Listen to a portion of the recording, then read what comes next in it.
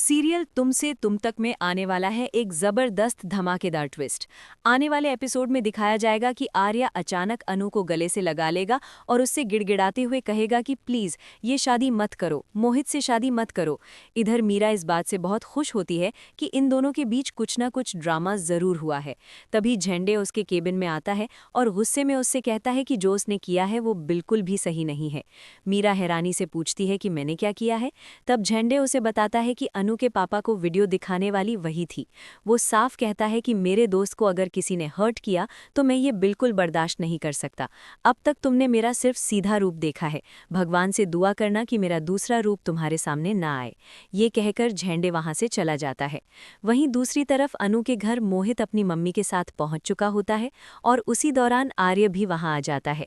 घर में पूजा होती है और पूजा के बाद मोहित की माँ शादी की बात शुरू कर देती है। वो आर्य से पूछती है कि इन दोनों का रिश्ता कैसा रहेगा। आर्य चुप रह जाता है।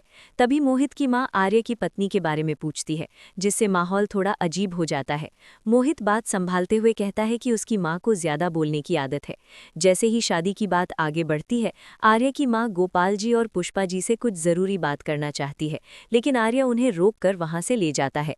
इसके बाद अनु के मम्मी पापा बात आगे बढ़ाते हैं।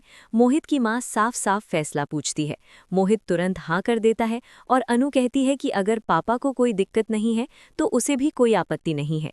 इस तरह शादी फिक्स हो जाती है और डेट निकालने की बात शुरू हो जाती है।